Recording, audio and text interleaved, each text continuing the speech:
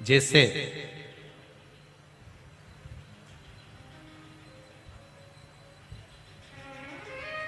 बहुत भारी रोग होने पर वट वृक्ष के नीचे चढ़ाया गया जल शरीर को लाभ देता है। बहुत बीमारी होने पर उसी तरह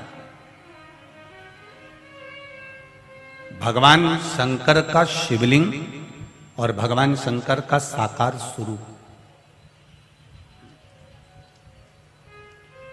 भगवान शंकर का शिवलिंग और भगवान शंकर का साकार स्वरूप, इन दोनों में बहुत अंतर है।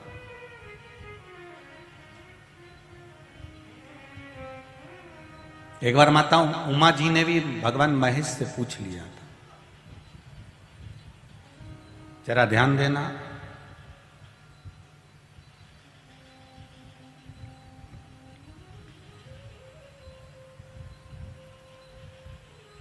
एक बार माता उमा ने महेश भगवान से पूछा था काशी में, नंदन वन में माता उमा बैठी हुई है और भगवान देव अधिदेव महादेव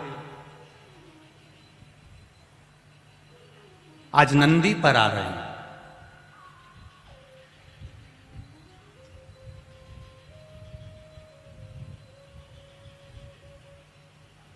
और नंदी पर बैठकर भगवान देवादिदेव महादेव आ रहे हैं। इनके पास में ना सुदर्शन चक्र है ना भगवान के पास में त्रिशूल है।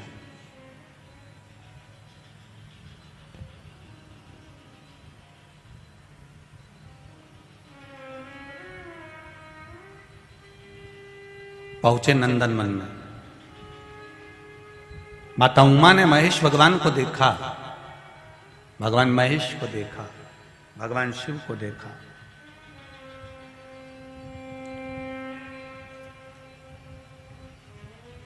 प्रभु,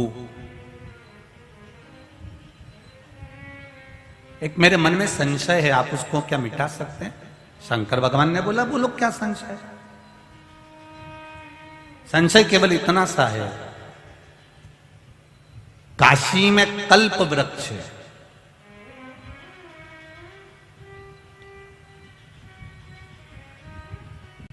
देवलोक में कल्प वृक्ष है, कई जगह पर लोग कल्प वृक्ष लगाते भी हैं, सारी दुनिया में कल्प वृक्ष है। उस कल्प वृक्ष के नीचे कोई बैठता है और बैठा तो जो मांगता है वो उसको मिलता है, कामना की पूर्ति होती है।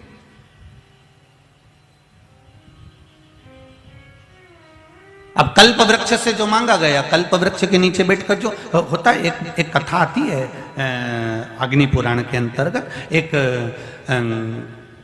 कल्प वृक्ष के नीचे एक व्यक्ति जाकर चलते चलते चलते चलते थक कर कल्प वृक्ष के नीचे बैठ गया। उसको नहीं मालूम कि यह कल्प वृक्ष है, उसने बस उसके नीचे बैठा और बैठते से सोचा, भगवान बहुत भूख लग रही है, परमात्मा कहीं से भोजन आ जाता तो अच्छा। इतनी देर में चांदी की थाली में सोने के कटोरे लगे हुए, भोजन आ गया, उसने कर भी लिया। अब मन में सोचा, भगवान क्या भरपेट भोजन मिला, कहीं से गादी तकिया आ जाए तो मैं तो सो जाऊं। इतनी देर में गादी तकिया भी आ गया, वो सोने भी लगा, लेटा ही था।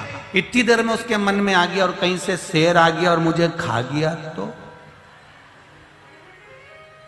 इतनी देर में शेर भी आ गया, उसको निपटा भी गया। उसको नहीं मालूम कि मैं कल्प वृक्ष के नीचे बैठा हूं।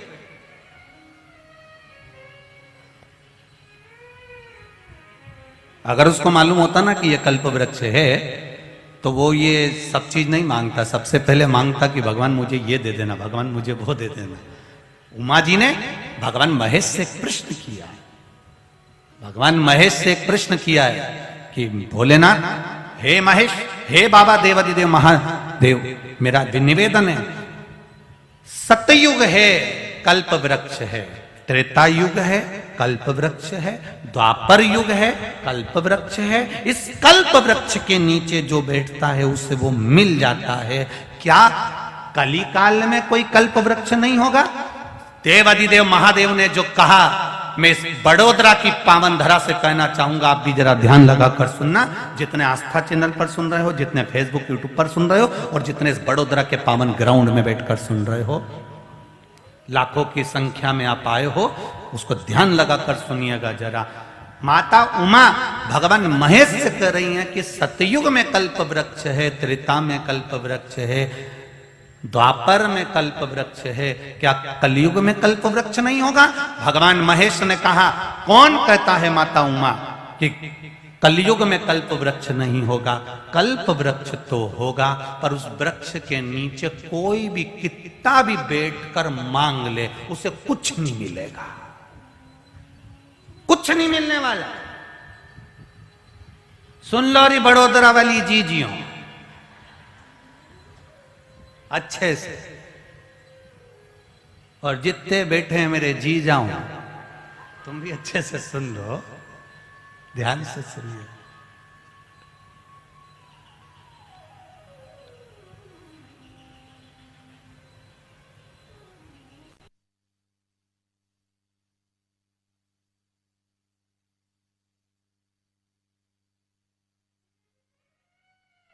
कल्प वृक्ष तो होगा, ऐसा नहीं है कि कलयुग में कल्प वृक्ष नहीं है। कई लोग, आप लोगों ने भी सुना होगा यहाँ पर कल्प वृक्ष है गुरुजी, आप दर्शन करने चलोगे, वहां पर कल्प वृक्ष है गुरुजी, आप दर्शन करने चलोगे। तो कितना कल्प वृक्ष! भगवान महेश ने, भगवान शंकर ने माता उमा से कहा, कलिकाल में भी कल्प वृक्ष होगा, कलिकाल में भी कल्प वृक्ष रहेगा। तो क्या कल्प वृक्ष जब कलिकाल में रहेगा और आप कह रहे हो कि मनुष्य कितना भी उसके नीचे बैठ जाए पर उसका कोई फल नहीं मिलेगा, तो क्या संसार में जैसे केला नकली होता है, सेवफल नकली होता है, खाने वाला तेल नकली होता है, घी नकली होता है, पेट्रोल भी नकली हो गया, तो क्या कल्प वृक्ष भी नकली होगा क्या? शिव जी मुस्कुरा के बोले, री पार्व, ए उमा, कल्प वृक्ष नकली नहीं होगा, पर जो उसके नीचे बैठा है वो नकली। कल्प वृक्ष क्यों नकली होगा?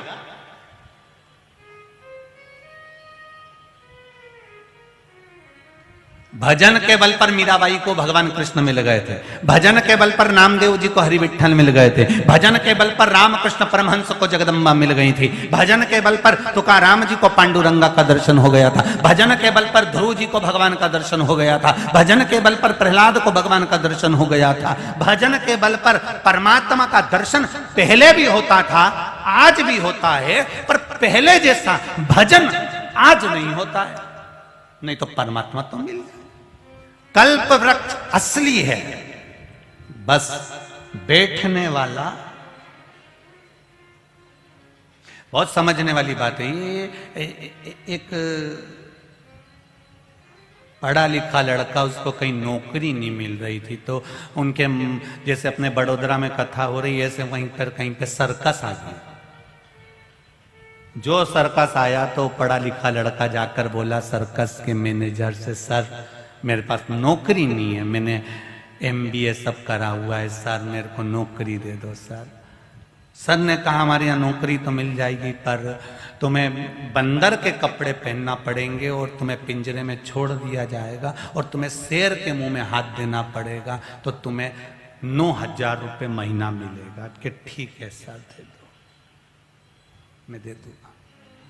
मरता क्या नहीं करता, नौकरी नहीं है तो बेचारा उसने सर्कस में नौकरी कर ली, इसको पिंजरे के अंदर छोड़ दिया। जैसे ही पिंजरे में छोड़ा, छोड़ने के बाद थोड़ी देर बाद उसमें शेर आ गया पिंजरे के अंदर। पहले ही कहा था कि शेर आएगा, और शेर आया दहाड़ता हुआ।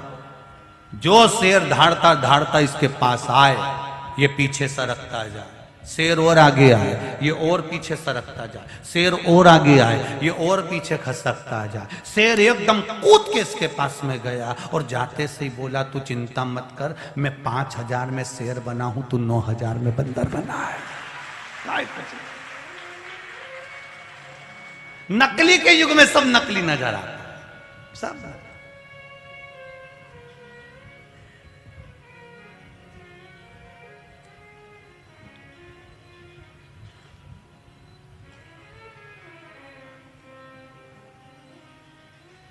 वाह वारी दुनिया, मतलब की दुनिया में किसी का कोई नहीं। बहुत कठिन है असली मिलना। आज के जमाने में असली घी नहीं मिलता, तो असली गुरु कहां से मिलेगा? बहुत ढूंढना पड़ेगा, बहुत। इतना गुरु हो गया, इतना गुरु हो गया, 2 रुपए किलो में ढूंढ लो। तुम जाना किसी कुंभ के मेले में ढेर गुरु ही गुरु मिलेगा, ढेर सारा। साहब इनका इतना, इनका इतना, इनका ये मठ ने, उनका ये मंदिर ने, उनका ये इतना गुरु। अब इसमें पहचानो तो असली कौन सा है रे? असली कौन सा है? तो शिव महापुराण की कथा कहती है असली वही मिलेगा जो तुम्हें बस खुद से ना जोड़कर परमात्मा से जो जोड़ दे, राम नाम और कृष्ण नाम, शिव नाम से जोड़ दे, बस वही असली। जो आपको अपने घर का पता बताए, जो आपको अपना पता बताए, वो असली नहीं हो सकता। जो आपको परमात्मा का पता बता दे, बस वही असली हो सकता है। बाकी का दुनिया में सब नकली है, सब नकली। उमा माता ने कहा महादेव जी से, महेश्वर भगवान से, तो क्या कल्प वृक्ष नकली होगा? नहीं, जो नीचे बैठा है वो नकली है। अगर वो असली होता और कल्प वृक्ष के नीचे बैठता तो कल्प वृक्ष उसको देता। तो फिर संसार के लोगों के लिए वो कौन सा कल्प वृक्ष है कि पापी से पापी भी उस कल्प वृक्ष के नीचे जाकर बैठ जाएगा और उसकी मन की कामना पूरी हो जाएगी। तो मेरे भगवान महेश ने कहा वो कल्प वृक्ष एक है जो तुम रूका जी ने चंचुला को शिव महापुराण की कथा सुनाई। वो कथा का जहां पंडाल लगेगा वो कल्प वृक्ष है कि पापी से पापी भी बैठ गया तो भी फल पाकर ही जाए। कोई कैसा भी बैठा है उसे फल मिलेगा, भले वो किस भाव से बैठा। उसने ये सोचकर बैठा कि मुझे मिलना चाहिए, मिलेगा। इसलिए हम शिव महापुराण में बार बार कहते हैं ये साधारण सी शिव पुराण नहीं है, ये वो कल्प वृक्ष है जिस कल्प वृक्ष के नीचे जो बैठ गया उसको वो मिल गया। भले तुम चैनल पर सुन रहे हो, भले तुम मोबाइल पर सुन रहे हो, पर कल्प वृक्ष की छांव में अगर कथा सुन रहे हो, तुमने जो मांगा है, तुमने जो कहा है, श्री शिवाय नमस्तुभ्यम बोलकर जो तुम अपने दिल की बात देवाधिदेव महादेव से कह रहे हो, ये निश्चित है कि तुम्हें, हम तो कहेंगे 3 महीने में भी बहुत टाइम लगेगा। अभी गुजरात वालों को तो 2 कथा मिली है, ये मेरा विश्वास कहता है। जिन्होंने यहां कथा सुनी है उनका अगला ऐसा पत्र, ये मेरा विश्वास कहता है कि पावागढ़ के पास में जो कथा है उसमें मिल जाए। अब 3 महीने तो दूर है। पावागढ़ की कथा कब की है? शायद जनवरी फरवरी में, 23 जनवरी है, जनवरी ना? हाँ,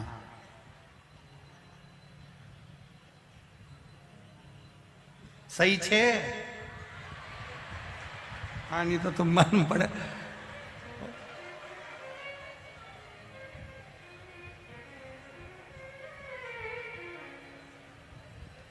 क्यों रे आस्था वालों बताओ ना, इनके नहीं मालूम बापड़ा निकाली से तो बता बा। अब तो अभी कौन सा महीना चल रहा है? ये दिसंबर। अब जनवरी आने में तो 3 महीना भी पूरा नहीं होगा। ये मेरा विश्वास करता है पत्र आपका भी वहां पहुंचेगा कि मेरा बाबा ने मेरी सुनी है। मैंने पंडाल में बैठकर कथा श्रवण करी थी बड़ोदरा में और बाबा ने मेरी सुनी है, बाबा ने मुझे दिया है। तुम कहोगे, तुम्हारा भी पत्र वहां पहुंचेगा कि मुझे मेरे बाबा ने हाथ पकड़ा। ये उसकी कृपा है, ये उसकी उदारता है।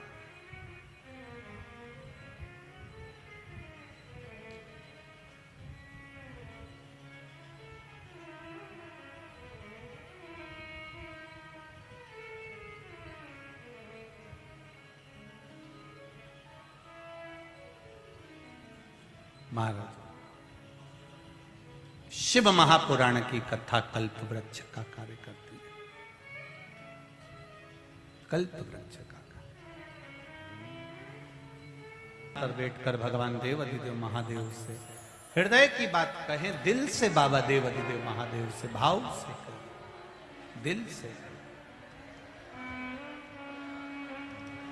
श्री शिवाय नमस्तु। श्री शिवाय नमस्तुभ्यं। श्री शिवाय नमस्तुभ्यं। श्री शिवाय नमस्तुभ्यं। श्री शिवाय नमस्तुभ्यं। भोला सब दुख काटो मारा, ओ भोला सब दुख काटो मारा। शिव शंकर जपूं तेरी माला, भोले बाबा जपूं तेरी माला, भोला सब दुख काटो मारा, ओ भोला सब दुख काटो मारा। माता उमा ने भगवान महेश से जो प्रश्न किया, भगवान महेश ने जो उमा जी को उत्तर दिया। माता उमा जी से कह दिया भगवान महेश ने, उमा कली काल में, कलयुग में कल्प वृक्ष के नीचे भले संसार का मनुष्य बैठकर कितना भी कुछ मांग ले उसे नहीं मिलने वाला, क्योंकि उसने इतना झूठ छल कपट पाप कर्म इतना करा हुआ होता है कि वो प्राप्त होना कठिन। पर सुनो उमा, यदि शिव महापुराण रूपी कल्प वृक्ष के नीचे अगर कोई बैठेगा, शिव महापुराण की कथा को अगर कोई श्रवण करेगा, तो उसको जो मिला है वो जीवन में कहीं से प्राप्त नहीं हुआ होगा, जो शिव दे सकते हैं। देखो ये पत्र आया है, पत्र में देखिए,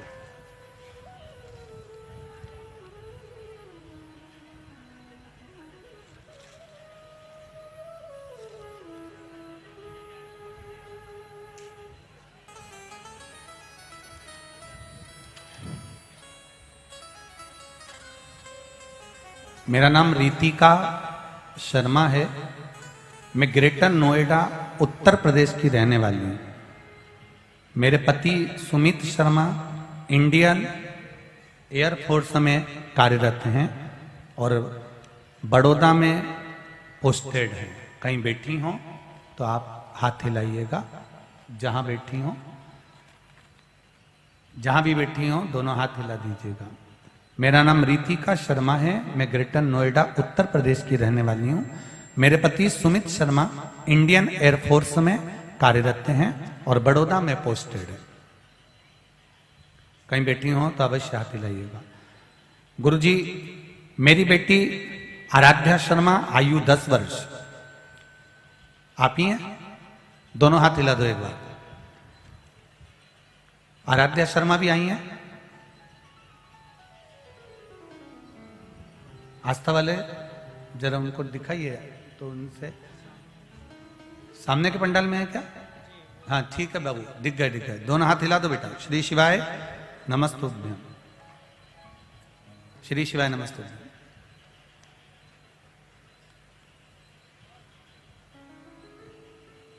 मेरी बेटी आराध्या शर्मा, आयु 10 वर्ष, को हमेशा पेट में दर्द रहता था। जब वह इसके बारे में बताती थी तो हमें लगता था कि ऐसी ही बोल रही होगी। लेकिन एक दिन हमने उसे डॉक्टर को दिखाया, जहां डॉक्टर ने उसका अल्ट्रासाउंड कराया। अल्ट्रासाउंड की रिपोर्ट डराने वाली थी। डॉक्टर ने बताया था कि बेटे की दोनों आंतें एक दूसरे से जुड़कर चिपक गई हैं, सिकुड़ गई हैं और बेटी को एडमिट करना पड़ेगा और कल ही ऑपरेशन करना है। हम बहुत परेशान हो गए। पति एयरफोर्स में हैं, उन्होंने कहा कि एक बार अपने डॉक्टर को भी और दिखा लेते हैं। मेरी सासू माँ प्रतिदिन कथा सुनती हैं और शिवालय भी जाती हैं। अगले दिन डॉक्टर के पास जाने से पहले माताजी बेटी को मंदिर ले गई और वहां उन्होंने बेटी के साथ बाबा का जलाभिषेक किया और जल को 1 लोटा शिव जी को चढ़ाया और वो पानी चढ़ा हुआ इस बेटी को पिलाया, एक बेलपत्र चढ़ी हुई खिला दी। खिलाकर श्री शिवाय नमस्तुभ्यम जपती रही और अल्ट्रासाउंड की रिपोर्ट डॉक्टर ने देखी तो वह भी परेशान हो गया और उसने बोला कि प्रॉब्लम बहुत ज्यादा है, इसको तुरंत एम्बुलेंस से हॉस्पिटल लेकर आओ और इसका ऑपरेशन करना होगा। बड़े हॉस्पिटल में जाने के लिए भेजा गया और बेटी को दिखाया। जब बेटी को 2 रिपोर्ट अल्ट्रासाउंड की जिसमें उसकी दोनों आंतें जुड़ी हुई थीं और तीसरी रिपोर्ट जब बेलपत्री और जल पिलाकर उसको लेकर गए और बेटी का जो पेट चेक किया गया और बाद में फिर अल्ट्रासाउंड फिर से कराया गया, तब दोबारा अल्ट्रासाउंड में जो आया डॉक्टर भी आश्चर्य में पड़ गया कि वो पूरी रिपोर्ट वापस नॉर्मल आ गई और दोनों जो जुड़ा हुआ था वो नहीं मिला और बेटी मेरी ठीक है। अब ठीक है बाबू? श्री शिवाय नमस्तुभ्यम, दोनों हाथ हिला दो एक बार। हर हर महादेव। गुड़िया आइए साथ में। अच्छा यही है, ठीक ठीक ठीक है। हर हर महादेव। बैठिए। एक पत्र और बड़ा सुंदर है, देखिए।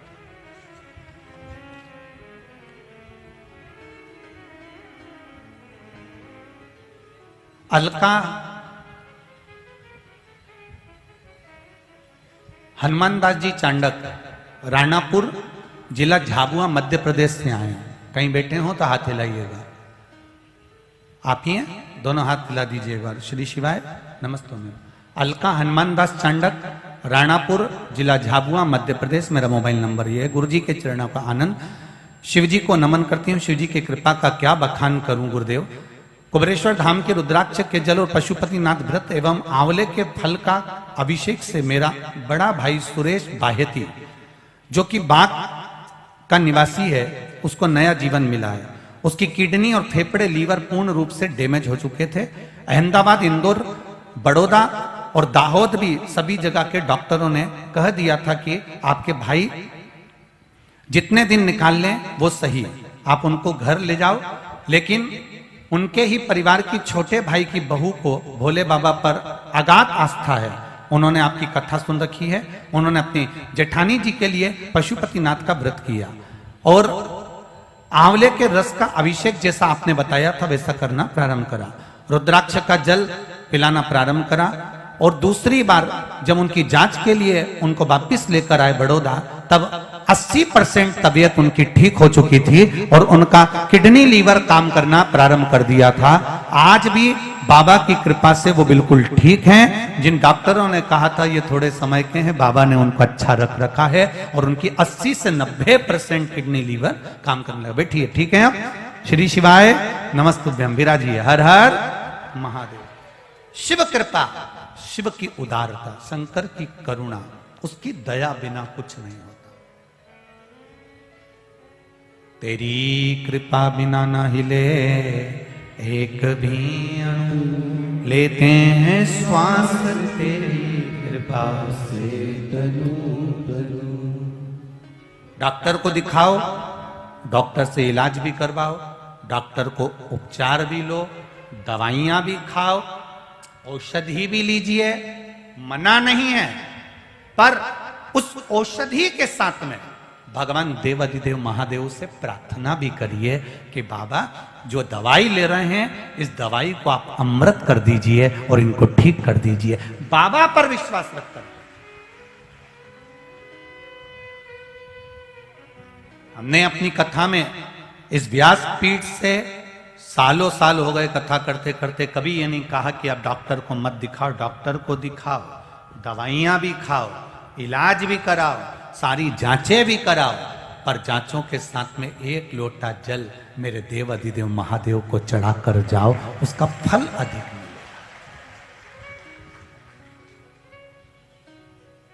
अब तो एक विचार करो ना कि डॉक्टर भी कहता है ये दवाई पानी से लेना, ये पानी, ये गर्म पानी से लेना, ये दूध से लेना। उसी तरह दवाई लेना तो शंकर जी को 1 लोटा जल चढ़ा के फिर लेना, काम तो करेगी, कुछ ना कुछ तो फल देगी। सारी समस्या का हल जरा जम के बोलो, एक लोटा जल। कहीं नहीं भटकना, हमें कहीं ढोंग और प्रपंच में नहीं जाना, हमें किसी अंधविश्वास की ओर नहीं जाना, हमें किसी के प्रपंच में नहीं जाना। हमें तो अगर जाना है तो केवल देव अधिदेव महादेव को एक लोटा जल चढ़ाकर एक बेलपत्री का आनंद कर कर हमें शिव का भजन करना। परिवार का अगर एक व्यक्ति भी शिव महापुराण की कथा को दिल से सुनता है तो उसका फल पूरे परिवार को प्राप्त होता है, पूरे परिवार। अब कहोगे गुरुजी ऐसा कैसे होता है? तो आपने तो पहले किया था, बद्रीनाथ जी से इतना सा प्रसाद लेके आती और इतने बड़े प्रसाद में मिला के पूरे मोहल्ले में बांट देती। बोलो री जी जी सही है कि गलत है? बोलो री बड़ोदरा वालियों केम छो? तो तुम जब इतना सा प्रसाद द्वारका जी का लाई और इतना सारी मिस्त्री में मिला दिया, इतना सा प्रसाद सांवरिया जी की लाई इतनी बड़ी मिस्त्री में मिला दिया, इतना सा प्रसाद नाथद्वारा का लाई इतने सारे सामान में मिला दिया, इतना सा प्रसाद रामेश्वर सारे सामान में मिला दिया।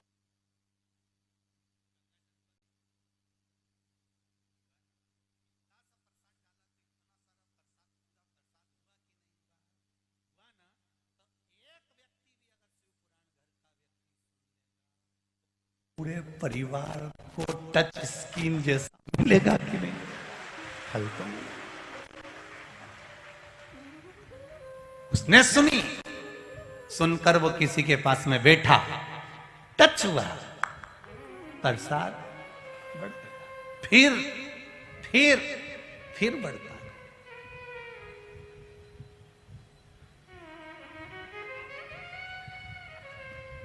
भगवान देवाधिदेव वो प्रसाद थोड़ा सा है पर उसका फल अधिकता।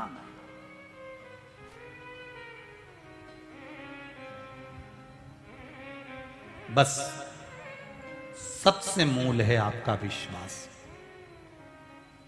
भगवान देवाधिदेव महादेव ने कभी ये नहीं कहा कि मुझे बहुत सारा धन देना, कि वैभव देना, कि मुझे बहुत सारी दौलत देना, कि मुझे बहुत सारा वैभव देना। कड़प, एक धीमर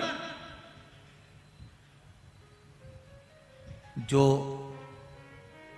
पशुओं को मारता था, पक्षियों को मारता था, कच्चा उनको खा जाता था, ऐसा धीमर कड़प।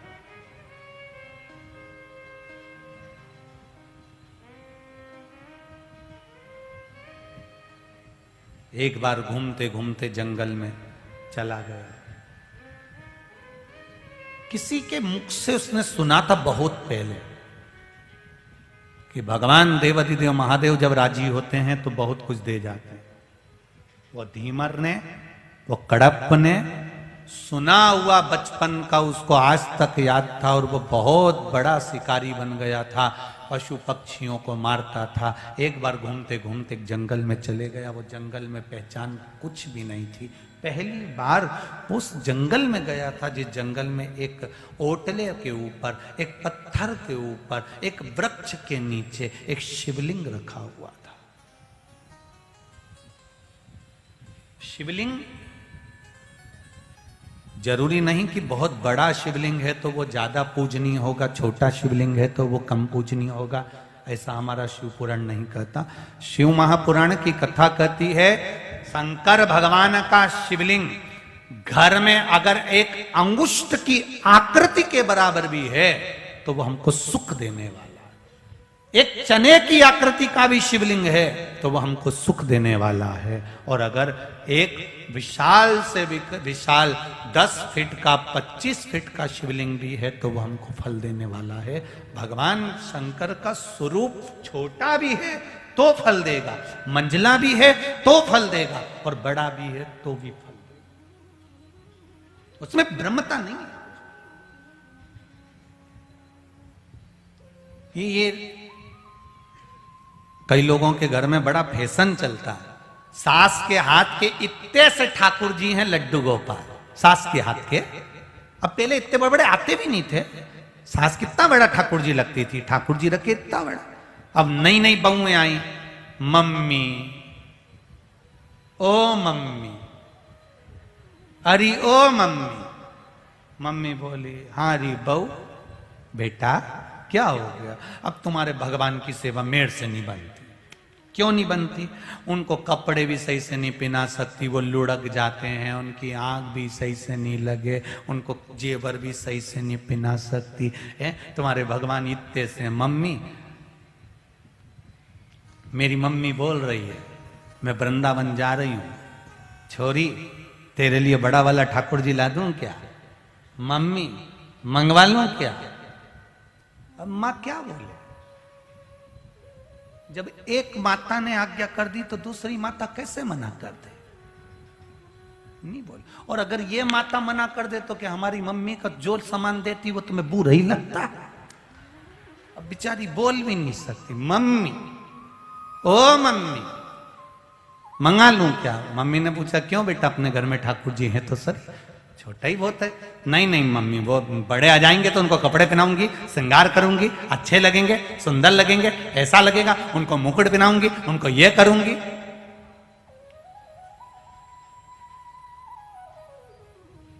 थोड़े से फैशन के चक्कर में ठाकुर जी को लिया ही इतने बड़े। बहू ने कितने दिन सेवा करी? जब तक छोरा छोरी नहीं हुए तब तक। जो छोरा टोरी गोदी में आ गए, छोरा छोरी आए, डिकरा डिकरी जो गोदी में आए, फिर सेवा कौन कर रही है? अब बोलो बोलो, जम के बोलो। बेचारी सास। अब सास गुस्से में ऐसी फूले, एक ही अच्छा था, अब मेरे से भी इतना थोड़ी ना बने, शरीर से इतना सारा भगवान रख दिया। अब पहले के शंकर जी भी हैं, पहले के गणेश जी भी हैं, पहले के लड्डू गोपाल जी भी हैं, और चली तो तू इनके लिए आई, द्वारका गई द्वारकाधीश के लिए आई, रामेश्वर गई उनके लिए आई, बद्रीनाथ गई उनके लिए आई, और मुझसे के सबको पोछ पोछ के तिलक लगा।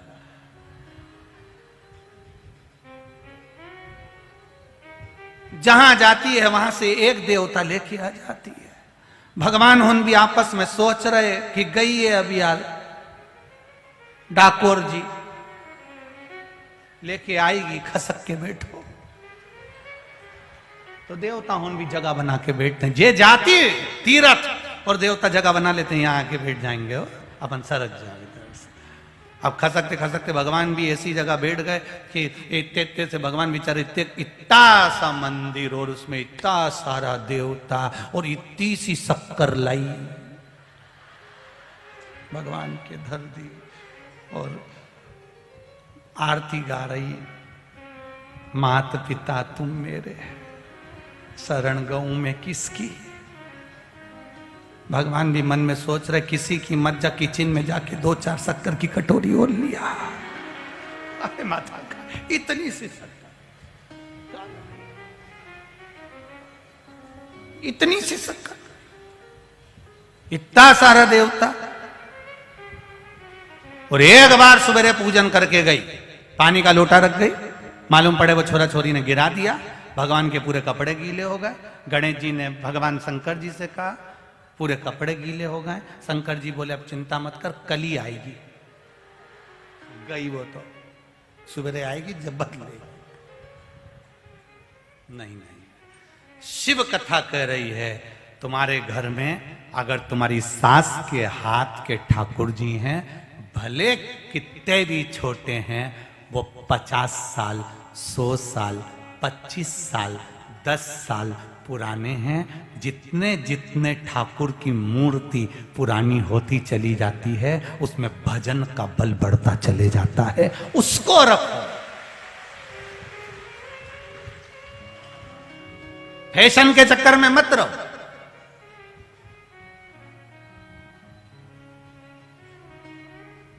और आज इस बड़ौदा की धरा से आप सभी को निवेदन करना चाहूंगा, जितने लोग आस्था चैनल पर कथा सुन रहे हैं, जितने फेसबुक पर यूट्यूब पर सुन रहे हैं और जितने पंडाल में सुन रहे हैं, आप अपने पत्र लिखकर भेजो, मना नहीं है, पर इन पत्रों पर ना तो शिवलिंग का फोटो बनाओगे ना शंकर भगवान का फोटो बनाकर भेजोगे। जितनों का भी पत्र लिखना है लिखो। कई लोग शिवलिंग का फोटो बना देते हैं, कई लोग शंकर भगवान का फोटो बना देते हैं। हम पहले भी बोले, हम केवल पत्र पढ़ते हैं, जो आप भेजते हो वो यहां रखा जाते हैं, पढ़ लेते हैं। पढ़ने के बाद वो पत्र आप ही के बड़ौदा में, आप ही के नगर में रोज रखे रहते हैं। किसी के मन में ये शंका हो कि सियोर वाला महाराज ने कहीं गलत बाज दिया हो, तो पत्रों में नंबर भी लिखे रहते हैं। आप आराम से फोन लगाओ और उनसे बात करो, मना नहीं है, ये पत्र यही है।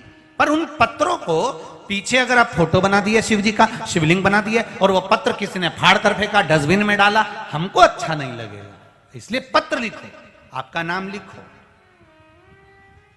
मना नहीं। पर भगवान के फोटो से वो वंचित, थोड़ा थोड़ा दूरी बनाकर। हम तो बड़ा पत्रिकाओं में भी, शादी की पत्रिका में भगवान के फोटो का हम विरोध करते हैं कि शादी की पत्रिका में भी भगवान का फोटो नहीं होना चाहिए। अगर उस पत्रिका में तुम्हारा फोटो छाप दो, जिसकी शादी हो रही है दूल्हा दुल्हन का, और कोई उस फोटो को यूं फाड़े, तो घर की मावी के दे, अभी शादी भी नहीं हुई रे, मत फाड़ो रे बापड़ा उनका, मत फाड़ो। और भगवान का फोटो कहीं का फाड़ दे तो कुछ नहीं बोले, अम्मा भी अब ठीक है, ठंडा करने में दर्द हो बोले। इसलिए निवेदन आपसे, शिवलिंग छोटा सा छोटा है तो वो भी सुख दे रहा है, शिवलिंग जितना बड़ा है वो भी सुख दे रहा है। पर आप जिस भजन में लगे हो, कड़प ने ये नहीं जाना कि शिवलिंग है, बस उसको दिख गया ओटले के ऊपर भगवान शंकर रखे हैं और शिव महापुराण की कथा कर रही है। कड़प ने केवल वो शिवलिंग का दर्शन किया, और शिवलिंग का दर्शन कर कर उसके मन में आया, इस जंगल में, वीरान जंगल में मेरा महादेव कब से बैठा हुआ है, इसकी पूजन कोई नहीं करता है, मैं इसकी पूजन करूंगा। अब देखो क्या प्रसाद ला रहा है, क्या लेकर जा रहा है।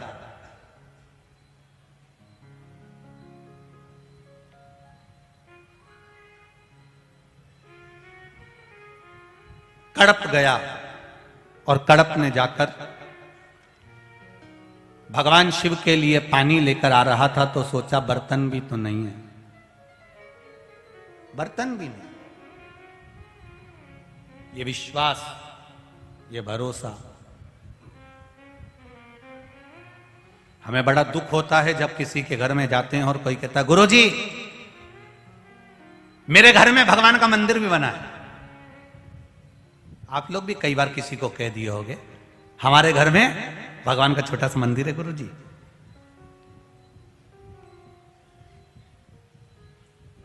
तुम्हें कहना क्या था कि भगवान के घर में हमारा घर है गुरुजी।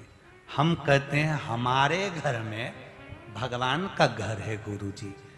अब तुम्हारे घर में अगर भगवान का घर है तो कुछ भी परेशानी आए तुम झेलो, और अगर भगवान के घर में तुम्हारा घर है तो परेशानी आए तो भोलेनाथ झेले। अंतर देखिए कितना है, उस अंतर को पहचानिए, अंतर कितना है। हम कहते हैं हमारे घर में भगवान का मंदिर बनाए, हमारे घर में भगवान का घर है, हमारे घर के अंदर हमने भगवान का कमरा बनाया, हमारे घर में हमने भगवान का आलिया बनाया, हमने भगवान का ये कमरा बनाया, कक्ष बनाया, हमने ये मंदिर बनाया, हमारे घर में हमने भगवान का मंदिर बनाया, हमारे घर में हमने भगवान का कमरा बनाया, हमारे घर में हमने भगवान का कक्ष बनाया। तुम्हें कहना चाहिए ये भगवान के घर में हमारा घर बना है गुरुदेव। अगर हमारे यहाँ टेंशन आएगा तो टेंशन महादेव को हो जाएगा, क्योंकि हम उसके घर में रह रहे हैं। जिसके घर में जो रहता है टेंशन उसको। अभी तुम पूछो बहेड़िया परिवार से, इनको हमारे चक्कर में कितना टेंशन होगा, तुम पूछो इनसे।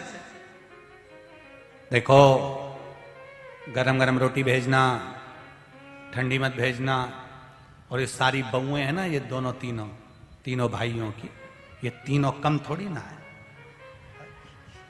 गुरुजी आ रहे हैं, भजन गाना है, प्रणाम करना है, ये करना है, थोड़ा सामग्री पहुंचाना है।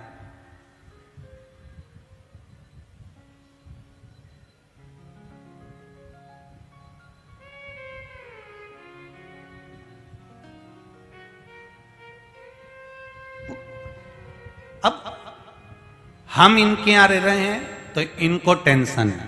समझना जरा, बहुत अच्छे से समझना हो। एक कारागार में, एक जेल के अंदर जो वो रहता है, उसके अंतर्गत कोई पकड़ा जाता है और उसको बंद कर देते हैं, उसके अंदर रहने की पूरी जवाबदारी किसकी होती है? उस जेलर की। बोलो रहती कि नहीं रहती? कि ये हाजिरी भरता है कि नहीं, और वो गायब हो जाए तो जेलर को गायब कर देते। फिर कहां गया बोल? वो कहां गया? तूने गायब करा। कहां गया? उसकी तबीयत भी खराब हुई तो जेलर को पकड़ा जाएगा। उसको कुछ भी हुआ उसको पकड़ा जाएगा। ये बीमार कैसे पड़ा, इसको तकलीफ कैसे हुई, इसको ये कैसे हो गया, कट क्यों लगा, हाथ कैसे कटा, पांव कैसे टूटा, उससे पूछा जाएगा कि तूने ऐसा क्या करा। उसी तरह हम अगर ये कहते हैं कि हमारे घर में भगवान रहते हैं, हमारे घर में मंदिर है, हमारे घर में हमने भगवान का कमरा बनाया है, तो सारी जवाबदारी तुम्हारी होगी। और अगर तुम ये कहते हो कि भगवान के घर में हमारा कमरा बना है, तो पूरी तुम्हारी जवाबदारी महादेव की होगी। फिर वो जा। अब तुम्हारे ऊपर अगर दुख भी आया, तकलीफ भी आई, कष्ट भी आया, तो तुम्हें टेंशन नहीं लेना है, तुम्हें टेंशन छोड़ देना। फिर तुम्हें टेंशन ही कुछ भी नहीं रखना। तुम्हें तो ये रखना है कि हम महादेव के घर में रह रहे हैं, तो चिंता किसको करना है? बोलते जाओ जम के, महादेव। अगर हमारी आंख में आंसू आया तो रोना किसको है? आंख में आंसू भरकर महादेव को। हुआ भी यही था जिस समय पर हनुमान जी महाराज अयोध्या में संजीवनी लाते समय नीचे गिरे और उर्मिला जी से उन्होंने कहा, माता उर्मिला, आपके पति अंतिम सांसें गिन रहे हैं, वो मृत्यु की सैया पर पड़े हैं। उर्मिला जी ने पूछा, मेरा पति ऐसा नहीं हो सकता। तब उर्मिला जी ने कहा, हनुमान ये बताओ, जहां पर मेरा पति अंतिम सांसें गिन रहा है वहां पर रो कौन रहा है? बाण किसको लगा? शक्ति लगी लक्ष्मण को, रो कौन रहा है? उर्मिला जी ने पूछा। हनुमान जी ने कहा, राम जी उनके पास में बैठकर बहुत रो रहे हैं। उर्मिला जी ने कहा, हनुमान यही तो मैं कहना चाहती हूं, लक्ष्मण के रोम रोम में राम है, जहां बाण लगा वहां भी राम है। इसलिए लक्ष्मण सो रहे हैं और राम रो रहे हैं। लक्ष्मण नहीं रो रहे हैं, रो रहे हैं राम, क्योंकि बाण राम को लगा है, जिसके साथ गया था। लक्ष्मण किसके साथ गए? राम जी के साथ। पूरी जवाबदारी किसकी? राम जी की। अभी यहां पर कोई लोग बस लेकर आए होंगे, कोई लोग गाड़ी लेकर आए होंगे, उन्होंने कहा होगा हमारे साथ चलो साहब, चलो साहब, और सब कोई सूरत से, कोई अहमदाबाद से, कोई कहीं से, कोई कहीं से, सब गाड़ी में भरा कर लेकर आए। जवाबदारी किसकी? जो लेके आया। अब उसने कह दिया कि जवाबदारी इनकी है, तो उसने भी कह दिया, देखो साहब मेरी जवाबदारी पे मत जाना, कथा में जा रहे हैं। अब कथा किसकी? यहां बहेड़िया परिवार कथा नहीं करवा रहा, फिर समझ जाना। यहां कथा कराने वाला ये पुत्र स्वर्गीय काव्य की स्मृति में हो रही है, और ये बहेड़िया परिवार नहीं करवा रहा है। ये कथा करवाए, ये इनके बस की बात नहीं है। इसने उनसे कह दिया, बाबा, ओ बाबा, कथा होना, कथा। काव्य ने उनसे कहा तो देवाधिदेव महादेव ने, जैसे चंचुला देवी ने पार्वती जी से कहा था, पार्वती जी ने महादेव से कहा था, उसी तरह इसने भी कह दिया देवाधिदेव महादेव से, काव्य, मेरी कथा शिव पुराण सुनना है मेरे को। बाबा कथा का, कथा वो करवा रहा है, उसकी सामर्थ। तो तुम्हें लाने वाला भी वो, ले जाने वाला भी वो।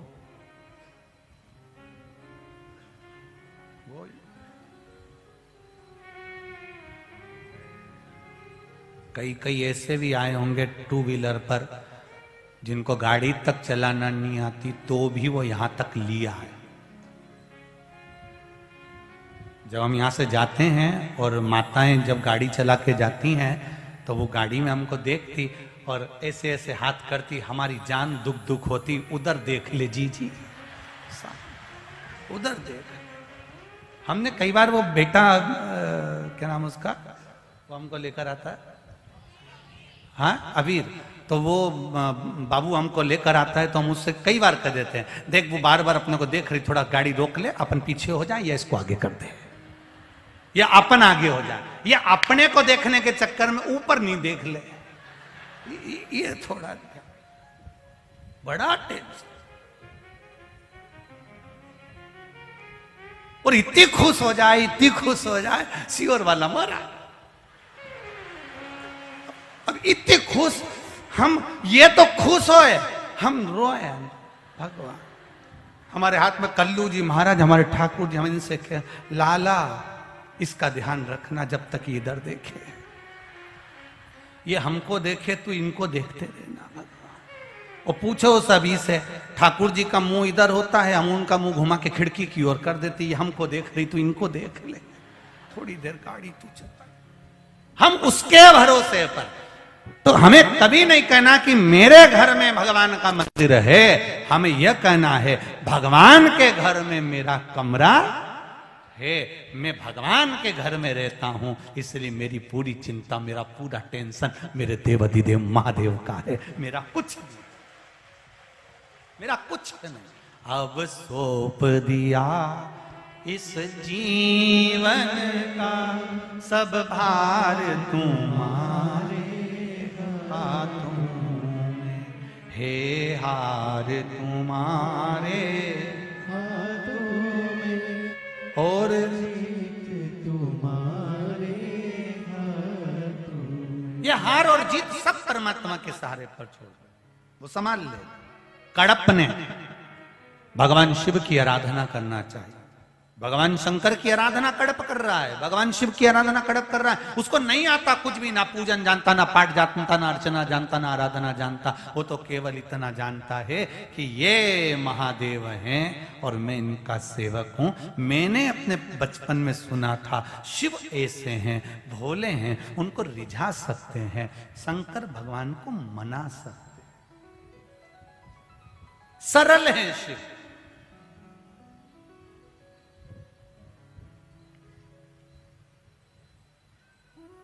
सारे मंदिरों में राजसी ठाट रहता है, पर महादेव के मंदिर में कोई राजसी ठाट नहीं। महादेव के मंदिर में जो आए, एक लोटा पानी लाओ, चढ़ाओ, बेलपत्र चढ़ाओ, अपने घर जाओ। शंकर जी कहते हैं मेरे मंदिर में ज्यादा बैठो भी नहीं, यहां बैठ के करोगे क्या, इतना समय क्यों बर्बाद करोगे, जाओ अपने घर पर मां भजन करो,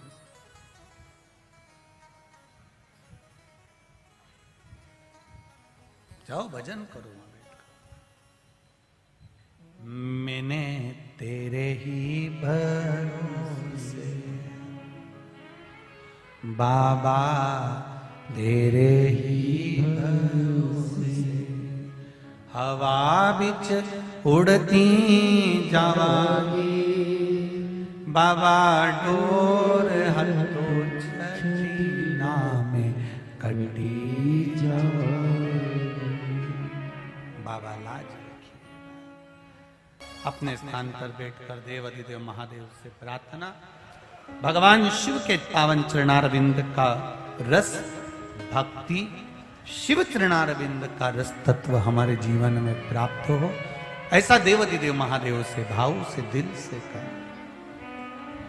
श्री शिवाय नमस्तुभ्यं, श्री शिवाय नमस्तुभ्यं, श्री शिवाय नमस्तुभ्यं, श्री शिवाय नमस्तुभ्यं,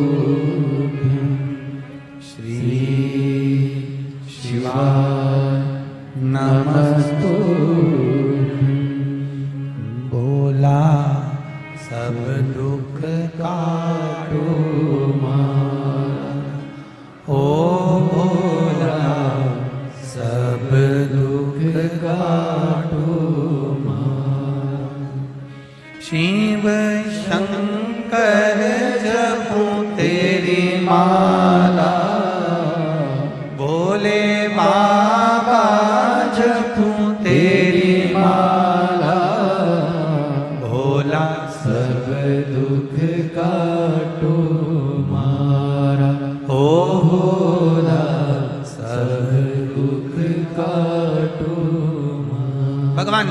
से कहे, भगवान शिव से निवेदन करे, नमन करे, प्रार्थना करे। जल चढ़ाने का पात्र नहीं है, मुख में जल भरा है कड़प में। वो धीमर ने अपने मुख में जल ले लिया, वृक्षों की पत्तियां तोड़ ली। क्या भोग लगाऊं, क्या प्रसाद लेकर जाऊं, कुछ भी नहीं था। तो जो कोई थोड़ा सा जो पशु पक्षी को मारा था वही पड़ा हुआ था, ले गया, वही ले गया। रोज शिव जी पे चढ़ा देता। एक ब्राह्मण वहां रोज तो नहीं आता, पर सोमवार की सोमवार पूजन करने आता। तो उसने देखा हफ्ते में ये क्या पड़ा है, ये इतना गलत चीज लोग यहां शिव जी के मंदिर में पटक कर चले गए। उसको क्रोध आया, उसने एक पिंजरा बनाया लोहे का, उसमें शिवलिंग को बंद कर दिया। भगवान के शिवलिंग को उसने बंद कर दिया।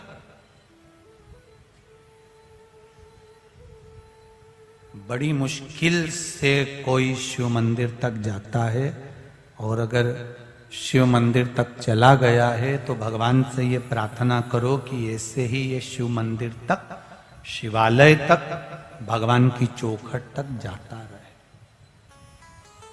आज के जमाने में, आज के समय में सब जगह जाने का समय है व्यक्ति के पास में, पर भगवान के दिवालय में, शिवालय में, मंदिर में जाने का, पूजन में, पाठ में, स्मरण में लोगों का मन है। नवयुवक बेटे बेटियां अगर आज भगवान शिव की आराधना कर रहे हैं, भगवान शंकर के मंदिर जा रहे हैं, शिव जी को एक लोटा जल चढ़ा रहे हैं, तो आपको प्रसन्न होना चाहिए कि हमारा कलयुग गया, शिव युग आ गया, ये मानकर चलिए। शिव की आराधना कर रहे हैं, शंकर की आराधना में लगे।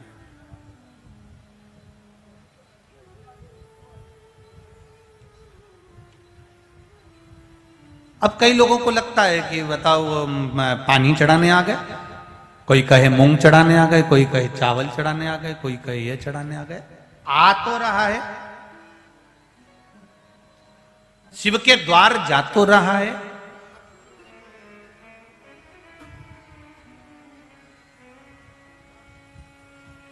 बस उसके चरण अगर उसने पकड़ लिए हैं तो उसको मिलेगा, ये निश्चित है।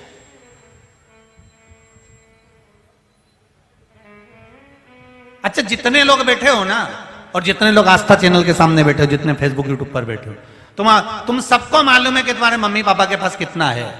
उनके पास सोने की रकम भी है, चेन भी है, सोने का कड़ा भी है, सोने का आभूषण भी है, प्रॉपर्टी भी है। अब तुम जाओ और शाम को जाकर उनसे कह दो, ए मम्मी पापा, तुम्हारे हाथ में जो सोने का ब्रेसलेट है वो मुझे दो, और अलमारी में जितना सोना पड़ा है मुझे दो। दे देंगे क्या? अरे बोलो तो रे। और छोरा कहे पापा प्रॉपर्टी की दुकान मेरे नाम कर दो, कर देंगे क्या? अरे बोलो तो रे। कोई नहीं करेगा। तुम डायरेक्ट जाकर कहोगे तो कोई देने वाला नहीं है। फिर क्या करना पड़ेगा इसके लिए?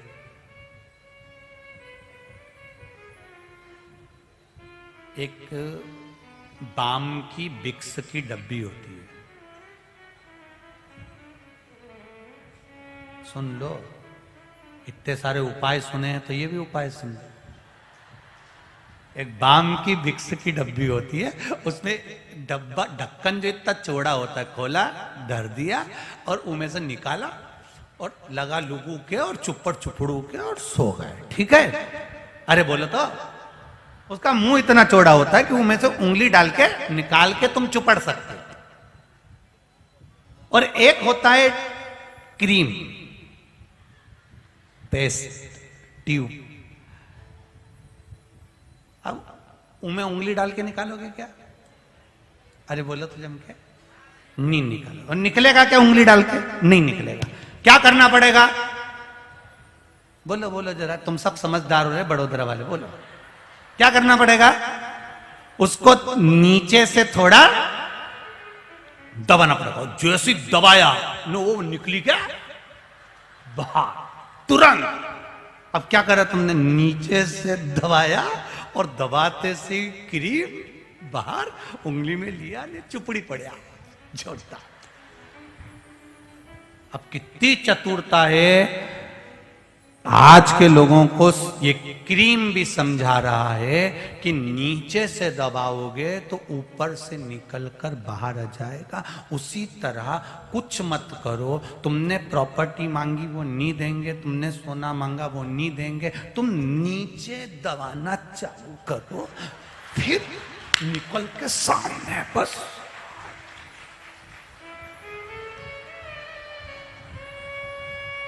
क्या विचार है रे बड़ौदा वालों? क्या करोगे? बस रोज रात के समय शाम को जाओ, मम्मी बस कुछ नहीं करना, ट्यूब को नीचे से दबाना, और ट्यूब नीचे से दबेगा ना तो क्रीम बाहर। फिर तो मम्मी भी बोल देगी मेरा मन कर रहा है छोरा तेरे को चेन दे दूं, बहुत दिन की रखी है, कब पहनेगा? मुंह में से क्रीम बाहर तुरंत। फिर पापा के बस रोज शाम के जाओ ने ट्यूब दबा, नीचे दबाया और ट्यूब बाहर आया। इतने में पिताजी ने भी कह दिया कितना अच्छा छोरा है, अब तो सुधर गया, मेरा मन हो रहा है अब मैं कब निपट जाऊं, कई भरोसा। इसलिए वो पीछे वाली जो दुकान है और एक 3 मंजिल का मकान, क्रीम बाहर दबाया ये था। अब देखो कहां का काम कर रही है। इसीलिए समझ में आया कि चौड़ा ढक्कन की डब्बी लोगों ने बंद कर दी, क्रीम लगाना चालू करा तो उसे नीचे से दबाओ ने भबक से बाहर आ जाए। इसी से सीख मिलती है कि नीचे दबाएंगे तो ऊपर मिलेगा। उसी से सीख मिलती है शिव जी पे 1 लोटा जल चढ़ाएंगे तो शिव कृपा कर देगा, ये निश्चित है। बस वो 1 लोटा जल सारी समस्या का हल वो प्राप्त हो जाएगा। दबाना तुमको है, बस निवेदन है। वो तुम कितना भी उसका ढक्कन खोल के वो उंगली भरो तो भी नहीं निकलेगा, पर निकलेगा कहां से? उसको दबाना पड़ेगा। मात पिता गुरु और परमात्मा के चरण को दबाओगे तो जरूर कुछ ना कुछ निकल कर बाहर आएगा, मिलेगा जरूर। वो खाली नहीं जा सकता। उसका सुख, उसका आनंद, उसकी भक्ति, उसका बल हमको प्राप्त होगा। बस उसको पाने का तरीका आना चाहिए। अब जब जब तुम क्रीम लगाओ, कांच के सामने जाओ और तुम नीचे दबाओ तो तुम्हें समझ में आना चाहिए कि मैंने कितनी बार सास का पांव दबाया है, मैंने ससुर का पांव दबाया कि नहीं दबाया। जब क्रीम नीचे से दबाने से बाहर निकल जाता है तो माता पिता और सास ससुर को नीचे से अगर दबाऊंगी, प्रणाम करूंगी, धोख लगाऊंगी तो जरूर क्रीम निकल के बाहर आएगा। अंगूठी तो दे ही देगी, निश्चित है वो मिलेगा। आज से, अभी से तैयारी कर लो। आज जाते ही शाम के टाइम से अपने को यही करना है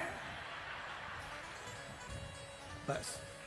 और पहला प्रैक्टिकल अपने घर पे अपने पति के ऊपर कर कर देखना, सिर पे पल्लू वल्लू लेके, अच्छा जोरदार, और पल्लू लेके और फिर धीरे से उनके चरण आज दबा के देखना। इतना रुपये नहीं दे तो गारंटी है तुरंत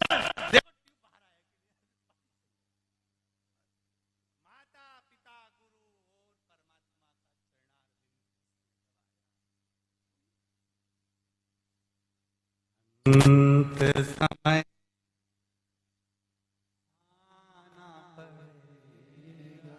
और वचन दिया तो पड़ेगा।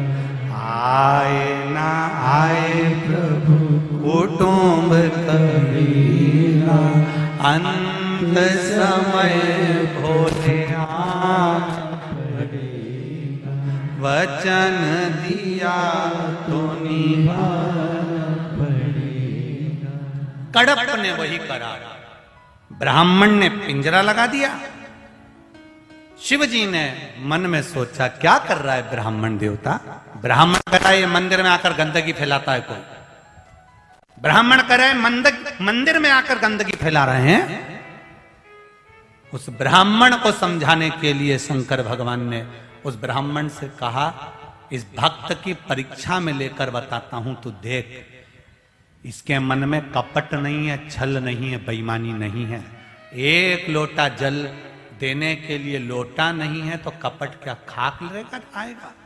मुंह में पानी भर कर लाता है, पत्तियां तोड़ कर ले आता है। देख, आज मैं परीक्षा लेता हूं, असली भक्त है कि नहीं तुझे मालूम पड़ जाएगा।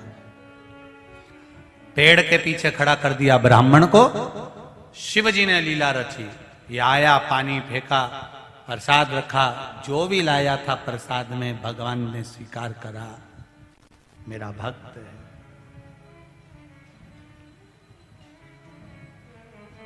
भगवान कभी नहीं देखता कि तुमने क्या दिया, भगवान केवल ये देखता है कि तुमने दिल कितना दिया है। अगर भगवान तुम्हारा रसगुल्ला और इमरती और जलेबी और पकोड़ा देखता होता तो गरीब के घर में कभी नहीं जाता वो सबरी अम्बा के यहां पर, कभी नहीं जाता वो विदुरानी के घर पर। अगर 56 भोग देखता तो उसने 56 भोग नहीं देखा, विदुर जी के घर में जाकर दिल देखा। क्या था विदुर के यहां? क्या विदुर नहीं थे, घर विदुरायन विदुर जी की पत्नी थी। विदुर जी ने कहा था द्वारकानाथ आएंगे जरूर, पहुंच गए। 56 भोग छोड़ के उनके घर पहुंच गए। विदुरानी को मालूम था कि भगवान आएंगे तो उसने नया पलंग बनवाया था। ये लकड़ी का नहीं, ऐसी 4 पाटी होती थी, उसमें ऐसी रस्सियां बंधी होती थी। नया बनवाया पट्टे का पलंग, भगवान को इस पे बिठाऊंगी। देखी खटिया, पलंग रस्सी का बंधा हुआ, पट्टे का बंधा हुआ, नया पलंग रखा था, उसके पास में पुराना रखा था। भगवान जैसे ही आई विदुरायन सुध भूल गई, भगवान से कहती है, आओ बैठो, मैंने तुम्हारे लिए नया पलंग बनवाया। नया तो पड़ा की पड़ा ही रह गया, पुराना वाला बिछा दिया।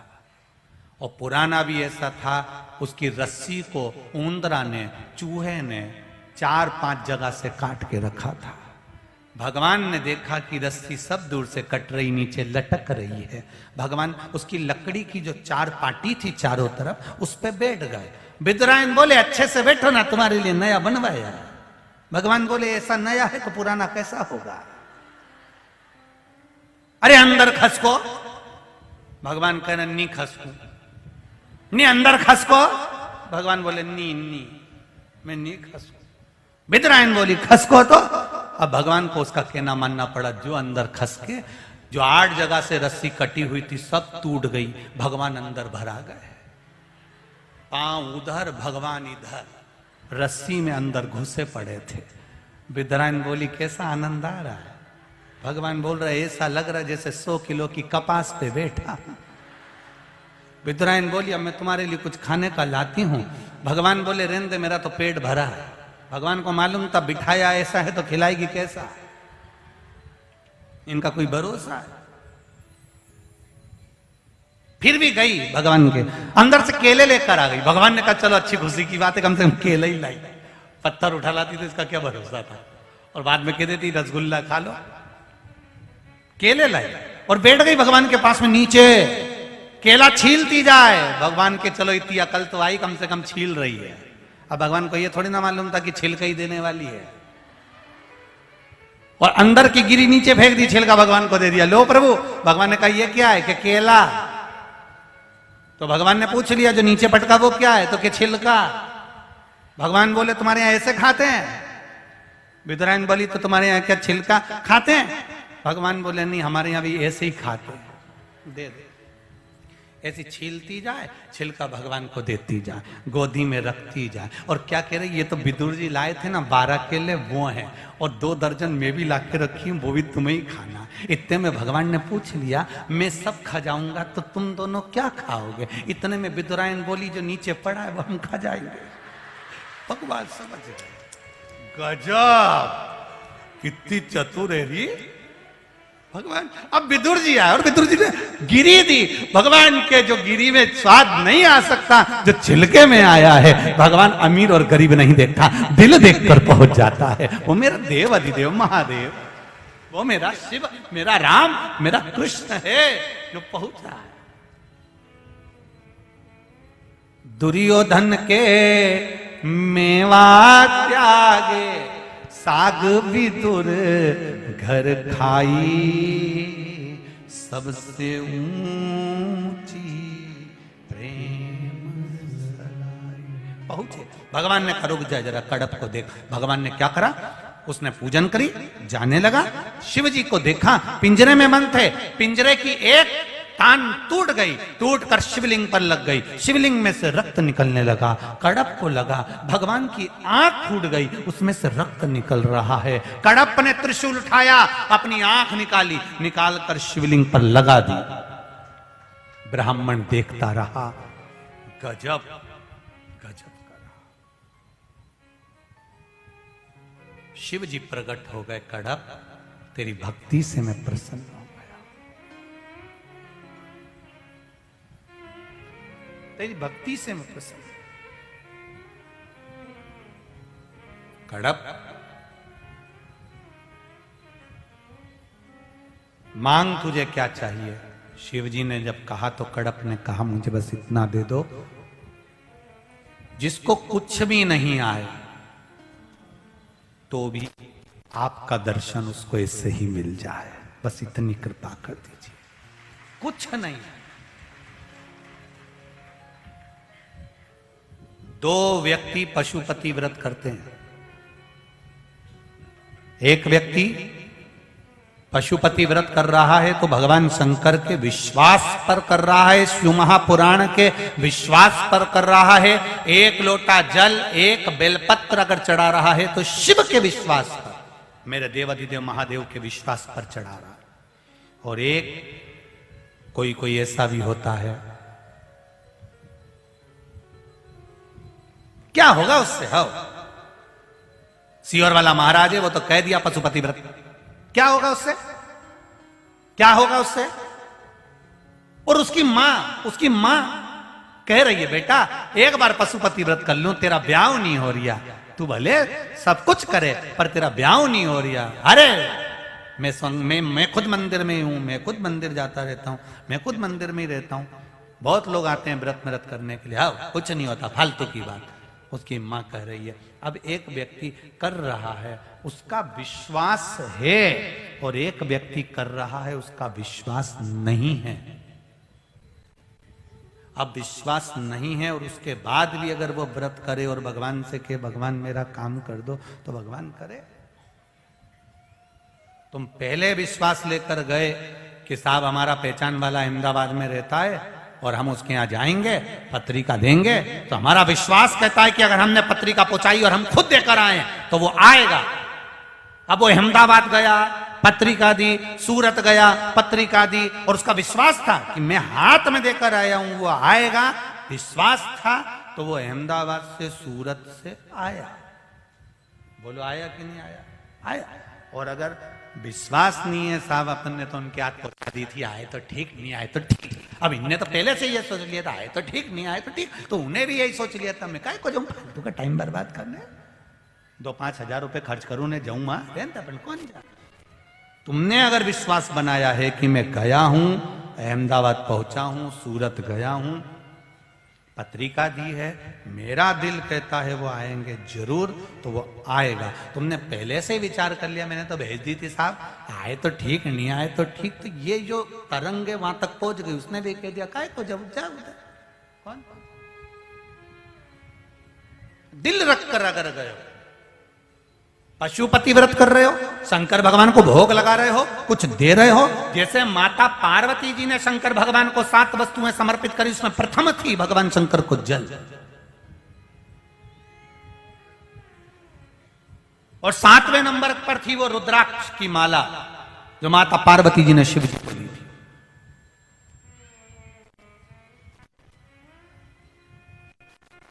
एक रुद्राक्ष अगर आपके गले में पड़ा हुआ है एक रुद्राक्ष, यदि आपके गले में पड़ा हुआ है, वो कभी भी काम आ सकता है। मेरा नवयुवक बेटा और बेटियों से निवेदन है, कितने भी फैशन में रहो, अंदर एक रुद्राक्ष अपने गले में अंदर डाल के रखो। उसको कपड़े के ऊपर लाने की भी जरूरत नहीं है, उसको तो अंदर रहना चाहिए, शरीर से टच होना चाहिए उसको। एक रुद्राक्ष आपके शरीर के लिए, आपके लिए, आपकी जिंदगी के लिए, आपके जीवन के लिए अनमोल है। थी कि 13 चीजें मनुष्य की ऐसी हैं जो मनुष्य को स्वयं करना पड़ती। भोजन, भजन, निंद्रा, बकासी, स्वयं का कर्म, नित्य कर्म, पलकों का झपकना, श्वास लेना,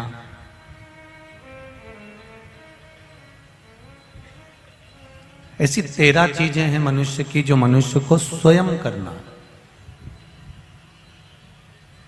उसमें एक है हमारे कर्म का भोग, वो हमको स्वयं को भोगना।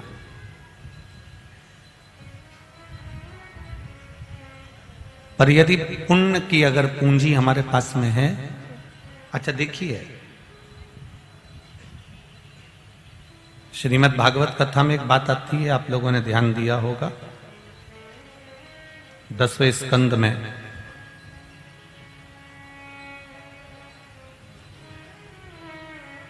सुशीला रोज अपने पति सुदामा जी से कहती है कि तुम भगवान कृष्ण के पास जाओ, और सुदामा जी रोज कह देते हैं बस अगली एकादशी पर जाऊंगा, सोमवार के दिन जाऊंगा, मंगलवार के दिन जाऊंगा, बुधवार को जाऊंगा, गुरुवार को जाऊंगा, शुक्रवार को जाऊंगा, शनिवार को, रविवार को।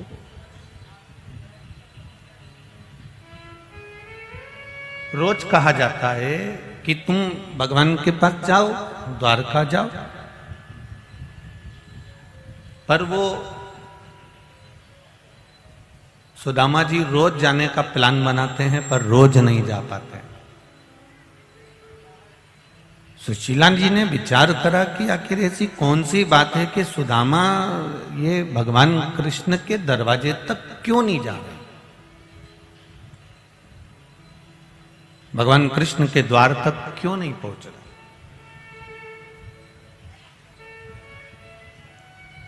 रोज बात होती है कि मैं द्वारका जाऊंगा, मैं द्वारका जाऊंगा, मैं द्वारका जाऊंगा, पर वो जा ही नहीं पाते। उसका कारण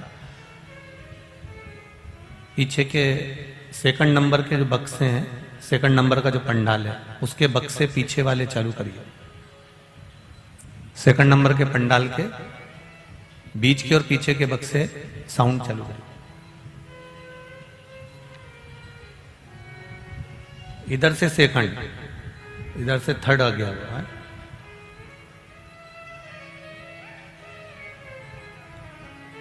सुशीला जी रोज कर रही हैं और सुदामा जी रोज प्रयास कर रहे हैं, रोज प्रतिदिन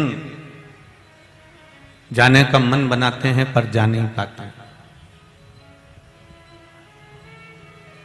सुशीला जी ने विचार किया आखिर ऐसी कौन सी बात है कि सुदामा जी भगवान कृष्ण के यहां क्यों नहीं जा रहे।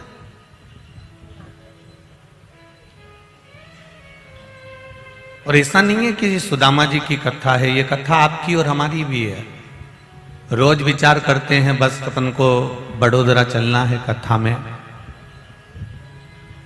कई लोग तैयार होकर बैठे भी थे, आने की तैयारी भी थी, कल तक गाड़ी चलने की तैयारी थी, तब तक 2 घंटे पहले भी तैयारी थी, 3 घंटे पहले भी तैयारी थी, पर सब गाड़ी में बैठ गए और फिर उसको फोन लगाया, क्यों रे तू अभी तक नहीं आया? अरे मेरे यहां थोड़ा सा काम आ गया, अब तुम निकल जाओ, मैं बाद में आ जाऊंगा। सहेली ने सहेली से कहा, अपने बड़ोदरा में कथा हो रही है, कुबेरेश्वर धाम बाबा कुबेर भंडारी की कृपा, देवाधिदेव महादेव की कृपा हुई है और शिव महापुराण की कथा चल रही है। सियोर वाला आया हुआ है, तुम कथा में नहीं चल रही, बस मैं चलती हूँ, मैं कल जरूर आऊंगी, आज तो नहीं आ पाऊंगी क्योंकि आज थोड़ा सा कार्य है।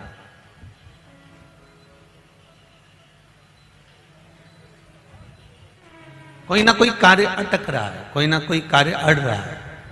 रोज प्लानिंग होती है, रोज जाने का सोचते हो, रोज सोचते हो कि बस 2 बजेगी, टीवी खोलकर बैठ जाऊंगी, उतनी देर में मालूम पड़े फिर कोई आ गया, फिर कोई चले गया, फिर कोई आया, फिर कोई चले गया, उसी में हम लगे रहे, नहीं पहुंच ही नहीं पाए। तब सुशीला जी ने विचार करा कि मेरे पति सुदामा आखिर द्वारका तक क्यों नहीं जा रहे, द्वारका तक क्यों नहीं पहुंच रहे। तब उनको अंदाजा लगा कि कुछ ना कुछ बात जरूर है, रोज प्लानिंग होती है, रोज जाने का सोचते हैं, रोज सोचते हैं पर जा नहीं पाते।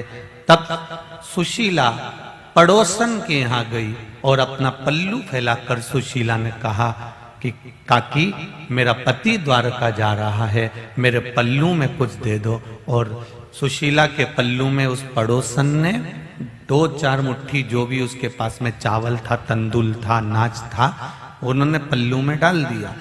पल्लू में अनाज आया और लेकर सुशीला ने सुदामा जी को दिया और सुदामा जी फिर द्वारका पहुंचे। अर्थात ये हमारा शास्त्र, ये शिव महापुराण की कथा कहती है, यह भागवत कहती है कि अभी तक सुदामा जी के पल्ले में पुण्य प्रबल नहीं था, इसलिए सुदामा जी उस पुण्य के कारणवश वहां तक नहीं पहुंच पा रहे थे। अब सुशीला ने पुण्य दे दिया तो वो पुण्य के कारण द्वारकाधीश के सामने। आपके पल्लू में भी जब तक पुण्य नहीं आएगा, जैसे सुशीला के पल्लू में पुण्य आया और सुशीला ने अपना पुण्य, अपने पल्लू का पुण्य सुदामा जी को दिया और सुदामा जी द्वारका गए और उन्हें द्वारकाधीश का दर्शन हुआ। फिर द्वारकाधीश ने राजसी ठाट सुदामा जी को दे दिया। बस यही शिव पुराण कहती है कि हमारा जब पुण्य हमारे पास आ जाता है, हमारा पुण्य जब प्रबल हो जाता है, हमारी झोली भी, हमारा पल्लू भी, हमारी जेब भी, हमारी गठरी भी जब पुण्य से भर जाती है, तब जाकर अपने गांव में, अपने नगर में, अपने परिवार में, अपने बहड़िया परिवार में एक शिव महापुराण की कथा हो पाती है। यह पुण्य प्रबल होता है तब।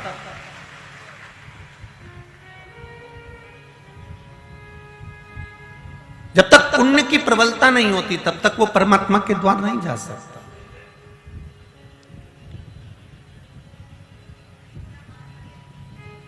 और जब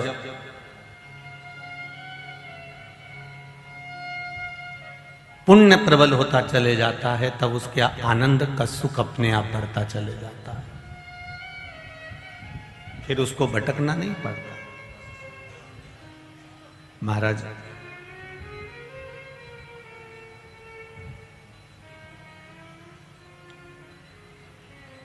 मनुष्य का जीवन 3 घरों में निकल जाता है। यह मानव का जो शरीर है, जन्म से लेकर मृत्यु तक के बीच में 3 घरों में इस मनुष्य का जीवन निकलता है। पहला, जन्म लेता है तो पिता के घर में रहता है, बड़ा होता है, खुद कमाता है तो खुद के घर में रहता है, और जब बुढ़ापा आता है तो बेटों के घर में रहता है। 3 घरों में ये मनुष्य का जीवन निकल जाता है। ये मानव का शरीर 3 घरों में निकल जाता है।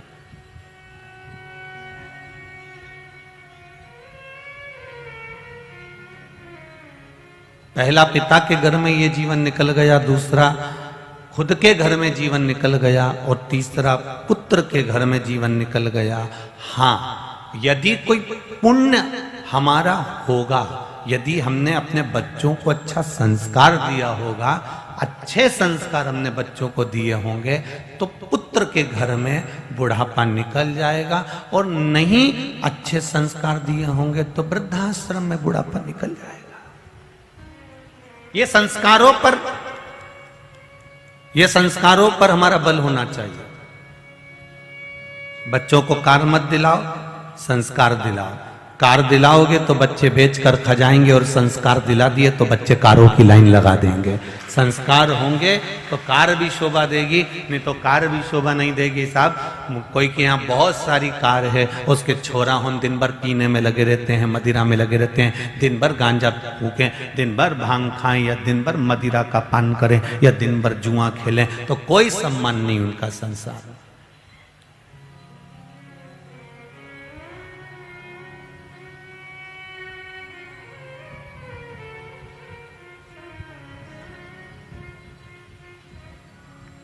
हमें संस्कारित संतान होना चाहिए, संस्कारवान हो।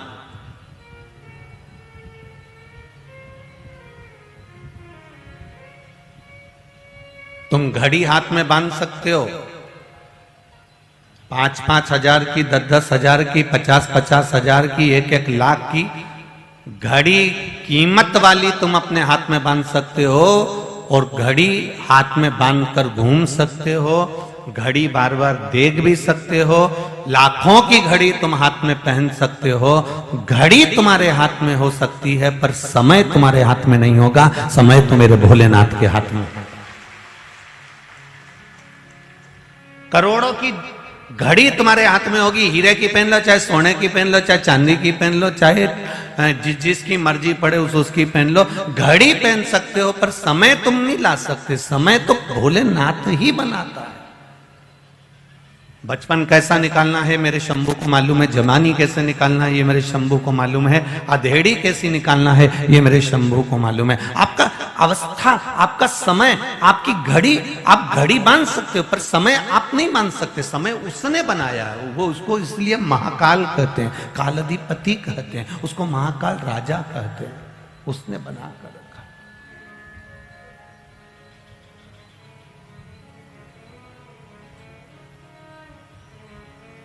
और फिर निवेदन करूंगा, जो पहले की कथाओं में कहा, आज फिर कह रहे हैं आपसे, फिर निवेदन कर रहे हैं, फिर विनती कर रहे हैं आपसे। घड़ी खराब हो जाए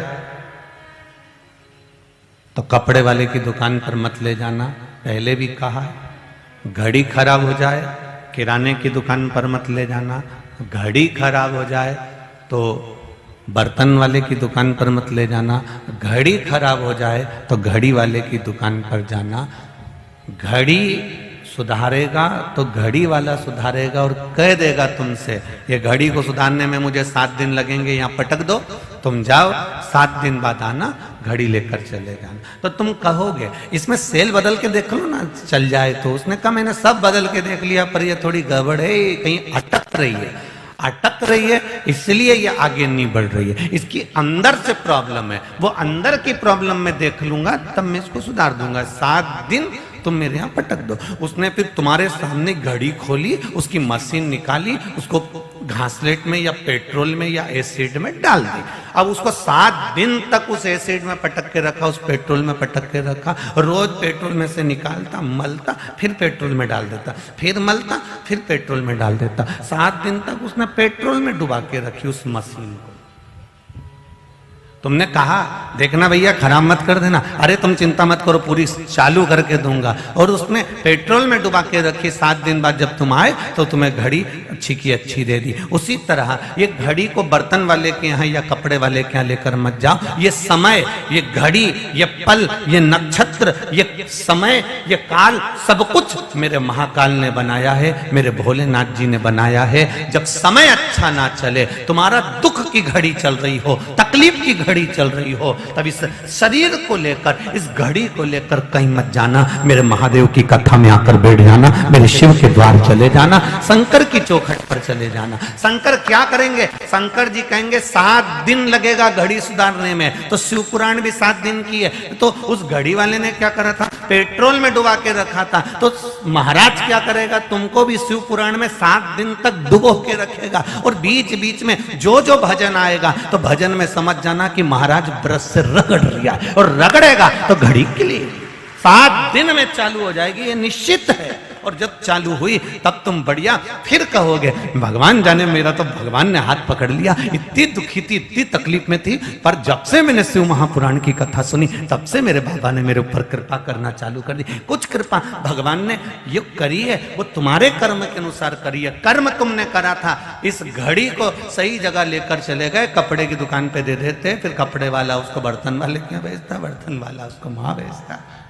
बाद में वो घड़ी फिर घड़ी वाले के यहाँ जाती तो दुख तुमको होता कि 15 दिन 20 दिन लगा दिए, 1 महीना लगा दिया। बहुत मिलेंगे तुमको। राजा परीक्षित ने जब प्राण त्यागे तो 7 दिन मिले थे, और राजा परीक्षित भी जान गए थे कि किसके पास घड़ी लेकर जाना है। राजा परीक्षित 351 ऋषि राजा परीक्षित को मिले थे। कोई ने कहा हम यज्ञ करवाएंगे, घड़ी सुधर जाएगी। कोई ने कहा हम तुमसे हवन करवाएंगे, ऐसा करवाएंगे। कोई ने कहा हम तुमसे अनुष्ठान करवाएंगे। कोई ने कहा हम तुम्हारे लिए यह पाठ कर देंगे। कोई ने कहा हम तुम्हारे लिए ये कर देंगे। कोई ने कहा हम तुम्हारे लिए ये कर देंगे। 350 ऋषि सुखदेव जी महाराज बाद में मिले, पर राजा परीक्षित को 350 ऋषि मिले। उन्होंने कहा हम तुम्हारे लिए ये करेंगे, वो करेंगे। पर राजा परीक्षित ने कहा 7 दिन मिले और घड़ी सुधारना जरूरी है, नहीं तो अंत बिगड़ जाएगा। तो उसने इनका कहना ही नहीं माना। कोई ने कहा तुम्हारे लिए ये कर देंगे, कोई ने कहा ये सी विद्या कर देंगे, कोई ने कहा वे सी विद्या कर देंगे। राजा परीक्षित ढोंग ढकोसले में नहीं पड़ा। और आपसे भी निवेदन है, दुनिया में बहुत ढोंग चल रहा है, बहुत प्रपंच चल रहा है, बहुत ढकोसला चल रहा है। किसी के भ्रम में मत पड़ना। अपनी घड़ी को लेकर, इस शरीर को लेकर बस महादेव के मंदिर जाना चालू कर देना, अपने आप सुधर जाएगी। शिव के मंदिर जाइए, परमात्मा के द्वार जाइए, भगवान की चौखट पर जाइए। किसी ढोंग ढकोसले में मत पड़ जाना।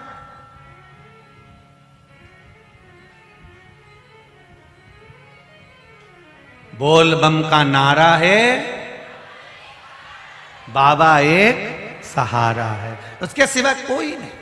परीक्षित को लगा कि मुझे सुधारेगा कौन, इस घड़ी को पल को कौन संवार सकता है। तो 350 ऋषियों को छोड़ने के बाद राजा परीक्षित फिर सुखदेव जी के पास गए। सुखदेव जी ने ये नहीं कहा कि मैं तुझसे हवन करवाऊंगा। सुखदेव जी ने ये नहीं कहा मैं तुझसे यज्ञ करवाऊंगा। सुखदेव जी ने ये नहीं कहा कि मैं तुझसे अनुष्ठान करवाऊंगा। सुखदेव जी ने एक ही बात कही, मैं भगवान की कथा करूंगा और तू उसको सुनते जाना। सुनते सुनते तेरा विश्वास जाग जाएगा और ये आत्मा परमात्मा से मिल जाएगी। फिर अगर सांप भी डसेगा तो तुझे भय नहीं होगा। बस परीक्षित जान गया, असली घड़ी सुधारने वाला मिल गया और उसने भगवान से मिला दिया। 7 दिन में परमात्मा से मिला दिया उस सुखदेव जी महाराज ने राजा परीक्षित को।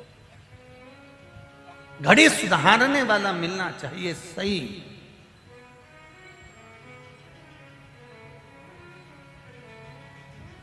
अगर सही एसी सुधारने वाला नहीं मिले, घड़ी सुधारने वाला नहीं मिले तो दिक्कत आ जाती है।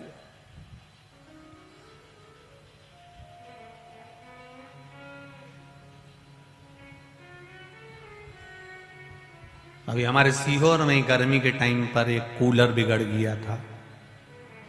अब गौशाला का कूलर, अब गौ माता को बड़ी तकलीफ हो।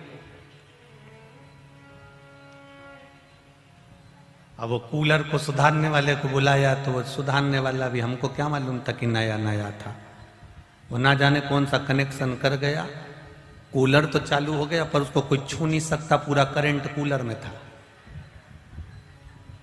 पूरा करंट कूलर में आ रहा था। अब हमने उस कूलर वाले को फोन लगाया, हमने कहा, बोल रहे आशीष उसको फोन लगा के बोल कि इसमें तो करंट आ रहा है। तो आशीष ने फोन लगाया कूलर वाले को, क्यों रे इसमें करंट आ रहा है? तो कूलर वाला बोला करंट से तो चलता है। तो आशीष हमसे बोला गुरुजी वो बोल रहा है करंट से चलता है। हमने कहा उसको बोल करंट से कूलर चलता है पर कूलर में करंट तो नहीं आना चाहिए ना। बोलो रे सही बात है कि गलत बात है? कूलर को चलाने के लिए करंट की जरूरत होती है, इसलिए करंट से कूलर चले, पर कूलर में करंट नहीं आए। और यही बात हम कई बार आप लोगों से कहते हैं कि धन कमाओ, धन के अंदर रहो, करंट लो, पर इससे परिवार चले, मना नहीं है। पर वो करंट तुम्हारे अंदर आत्मा में नहीं जाना चाहिए, मन में वो करंट नहीं जाना चाहिए। नहीं तो ये कह देगा मन कि मेरे में ये करंट, मेरे पास इतना वैभव है, मेरे पास इतना धन है, मेरे पास इतनी दौलत है, मेरे पास इतनी सत्ता है। ये करंट है जो कूलर में आ गया, ये हमको बर्बाद कर दे। आए करंट मना नहीं, पर वो कूलर को चालू करने के काम आए तो चल जाएगा, पर वो कूलर में आएगा तो ठीक नहीं। फिर आशीष ने कहा कि भैया वो करंट आ रहा है, तो उसने कहा ठीक है मैं आके देखूंगा।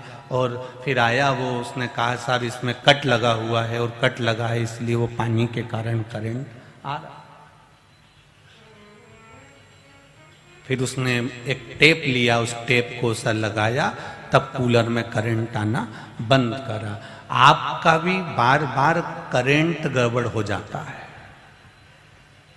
तुम बैठते कथा में ही हो, घर से भी चले थे कथा के लिए, बैठे भी थे, पर कभी कभी तुम्हारा वायर कट जाता है। इधर वाली ने कुछ कहा, तुरंत करंट हुआ था, एकदम क्लियर चल रहा था, पर कहीं वायर कटा, इसने कुछ किया, करंट गया, बॉडी में गया। फिर क्या करा, फिर उसने फिर जैसे ही कथा सुनने में मन लगाया, फिर वापिस टेप लगा, फिर टेप वापस, फिर कोई कुछ।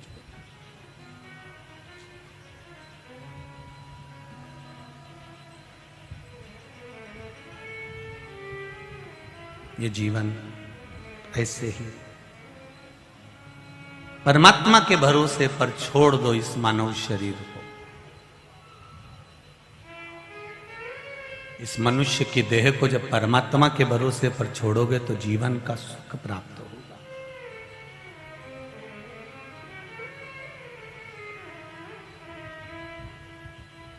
एक भिखारी को देखना, वैसे तो मुझे यहां पर गुजरात में थोड़े से कम ही भिखारी दिखे हैं।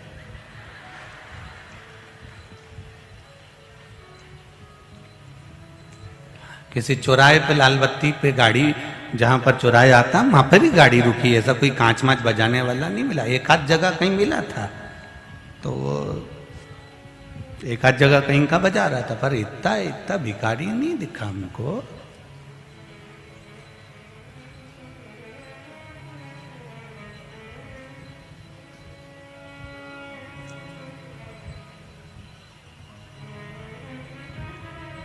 एक आप और एक भिखारी, दोनों में समझना, भिखारी 10 जगह से मांग कर लाता है, 10 दरवाजे से ठोकर खाकर लाता है, 10 दरवाजे से मांग कर लाता है, उसके बाद भी 10 जगह का खाना खाकर भी एंजॉय फुल जिंदगी जीता है, खुश की जिंदगी जीता है, आनंद की जिंदगी जीता है। और एक कमाने वाला व्यक्ति दिन भर दुकान पर काम कर रहा है, भरा भराया टिफिन रखा है, तो भी रोटी खाने की फुर्सत नहीं है। अब समझ में नहीं आता उसको भिखारी कहें कि इसको भिखारी कहें।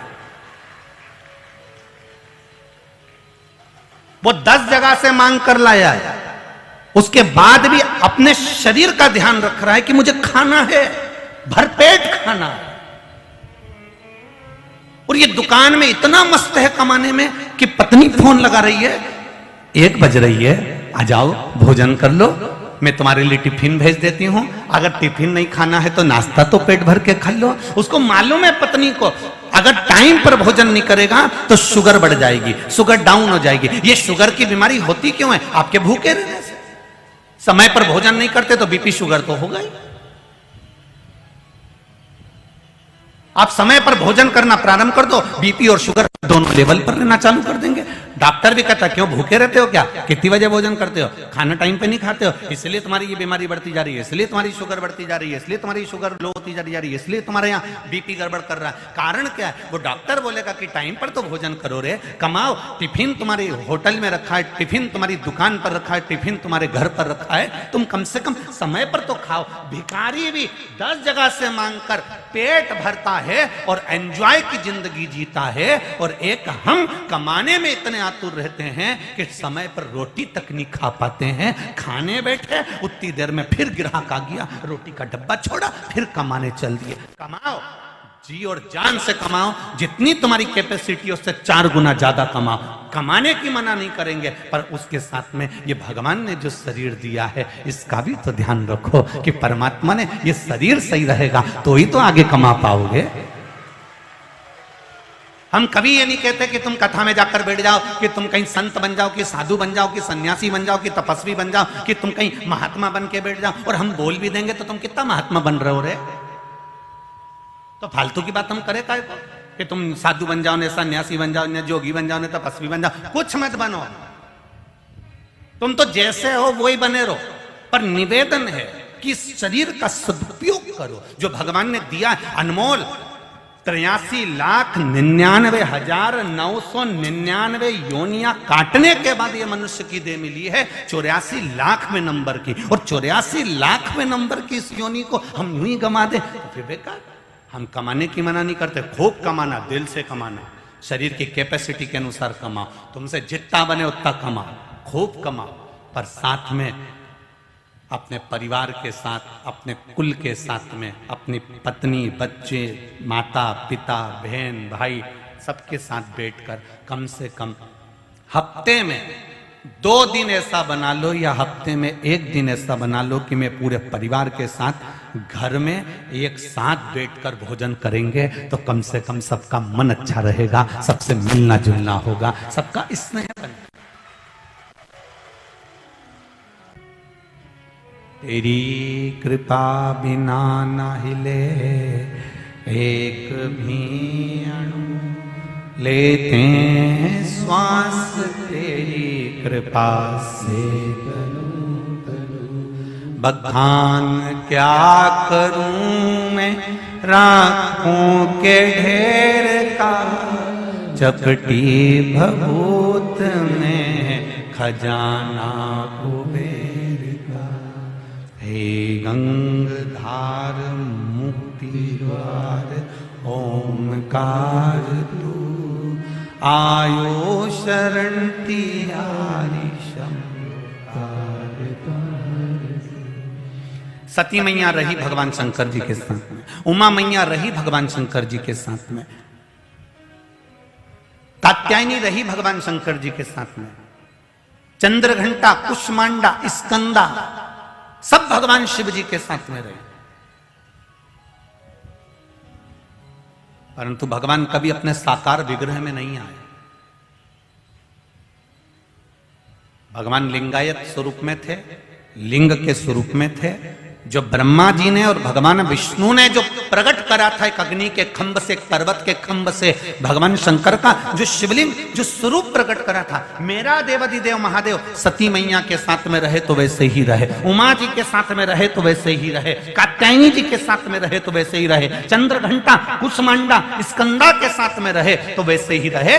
पर जब पार्वती जी के यहाँ विवाह करने के लिए गए और पार्वती जी के यहाँ विवाह करने के लिए गए, तब सारे 33 कोटि देवी देवताओं ने शंकर भगवान की आराधना करी। तब भगवान शंकर पार्वती जी के दरवाजे पर अपना साकार स्वरूप प्रकट कर कर जाते हैं। अपना साकार स्वरूप उन्होंने प्रकट किया।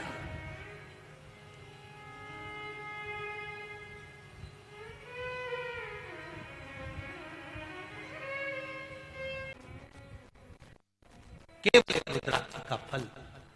7 वस्तुओं में पहली वस्तु जल थी और आखिरी वस्तु रुद्राक्ष है। 7 वस्तुओं का स्मरण अपन आज कथा में भले थोड़ा सा छूट गया, पर उसका स्मरण जरूर करेंगे, कल की कथा में करेंगे कि वो 7 वस्तु जो माता पार्वती जी ने शिव जी को समर्पित करी, उसका सुख क्या है, उसका आनंद क्या है।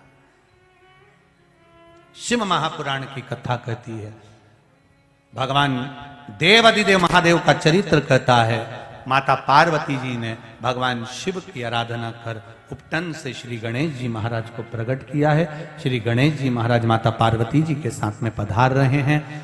कथा बहुत विस्तार से है प्रसाद की, कल उस कथा का और आगे विस्तार करेंगे। आज की कथा को यहाँ पर विराम की ओर लेते हुए माता पार्वती और श्री गणेश जी का दर्शन कर रहे हैं। एक बार जोरदार ताली बजाकर स्वागत करेंगे। बहुत ज्यादा संख्या में आप लोग आए हैं। अपनी अपनी गाड़ियां, अपना अपना साधन धीरे धीरे निकाल कर ले जाना ग्राउंड में से, बहुत धीरे धीरे आराम से जाना, क्योंकि सारे पंडालों में आप लोग भरे हुए हो। धीरे धीरे पहले बाहर के पंडालों खाली होते जाएंगे, तब आप अंदर का पंडाल खाली करेंगे और आरती के बाद फिर आप अपने अपने गंतव्य की ओर जाएंगे। बड़े आनंद के साथ में बैतूल में 12 दिसंबर से 18 दिसंबर तक ताप्ती, मां ताप्ती शिव महापुराण की कथा 1 बजे से 4 बजे तक बैतूल में होने जा रही है। सारे बैतूल वासियों को और आसपास के निवासियों से बहुत बहुत साधुवादता। मां ताप्ती का वृतांत श्रवण करने का सौभाग्य मिला है आपको। आप आनंद के साथ मां ताप्ती शिव महापुराण की कथा का लाभ लें और अपने जीवन को धन्य बनाएं। हर हर